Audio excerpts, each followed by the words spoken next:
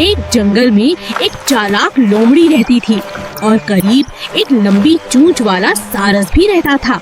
लोमड़ी बहुत शरारती थी और अक्सर जानवरों के साथ मजाक करती थी, मगर सारस सीधा साधा था। एक दिन लोमड़ी ने सोचा, क्यों ना सारस को घर बुलाकर उसके साथ मजाक किया जाए। लोमड़ी ने सारस से कहा, दोस्त, कल मेरे घर आना, मैं तुम्हें मजेदार खाना खिलाऊंगी। सारस खुश हो गया और बोला, ठीक है दोस्त, मैं कल तुम्हारे घर जरूर आऊंगा। अगले दिन सारस वक्त पर लोमड़ी के घर पहुंचा और दरवाजे पर खड़ा इंतजार करने लगा। लोमड़ी ने दरवाजा खोला और मुस्कुराते हुए सारस को अंदर आने का कहा। लोमड़ी ने बावर्ची खाने में मजेदार सूप तैयार किया और मेज पर रखने लगी। लेकिन लोमड़ी ने सूप गहरी प्लेट में डाल दिया ताकि सारस इसे पी ना सके। लोमड़ी आराम से प्लेट से सूप चाटने लगी, लेकिन सारस अपनी चोंच की वजह से मुश्किल में था। सारस ने कोशिश की, मगर उसकी लंबी चोंच प्लेट में ठीक से नहीं जा रही थी। लोमड़ी हंसने लगी और बोली, दोस्त, क्या हुआ? तुम खाना क्यों नहीं खा रहे? सारस ने कुछ नहीं कहा, मगर दिल में सोचा, मैं भी उसे सबक सिखाऊंगा। खाने के बाद सारस ने कहा, दोस्त, कल तुम मेरे घर आना, मैं तुम्हें दावत दूंगा। लोमड़ी खुश हो गई और फौरन दावत कबूल कर ली, क्योंकि उसे मजेदार खाने की उम्मीद थी। अगले दिन लोमड़ी सारस के घर पहुंची और दरवाजा खटखटाने लगी। सारस ने खुशी से दरवाजा खोला और लोमड़ी को अंदर आने का कहा। सारस ने बावर्ची खाने में जाकर मजेदार सूप तैयार करना शुरू किया।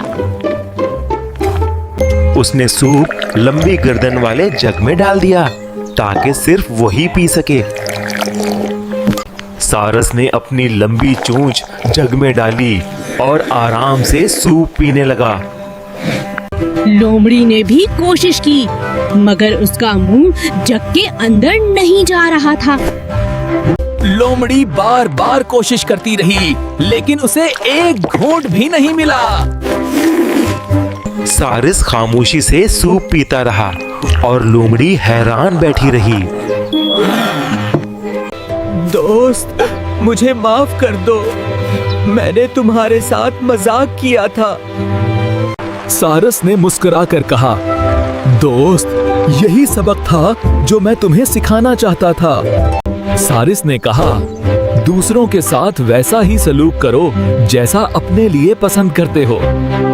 लोमड़ी ने सर झुकाकर कहा, आइंदा मैं किसी के साथ मजाक नहीं करूंगी।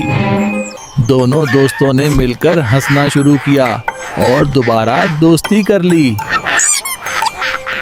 फिर सारस ने एक और बर्तन में सूप डालकर लोमड़ी को भी खिलाया। लोमड़ी ने शुक्रिया अदा किया और मजे से सूप पीने लगी। जंगल के दूसरे जानवर भी ये मंजर देखकर खुश हो गए। सबने देखा कि दोस्ती में ईमानदारी और एहतराम बहुत जरूरी होता है। लोमड़ी अब पहले जैसी शरारती नहीं रही और सबके साथ अच्छा सलूक करने लगी। सारस भी खुश था क्योंकि उसकी बात से दोस्त ने सबक सीख लिया। जंगल में दोबारा अमन और खुशी का माहौल बन गया। लोमड़ी और सारस अक्सर साथ बैठकर बातें करते और हंसते रहते। इन्होंने वादा किया कि वो हमेशा सच्चे और अच्छे दोस्त रहेंगे।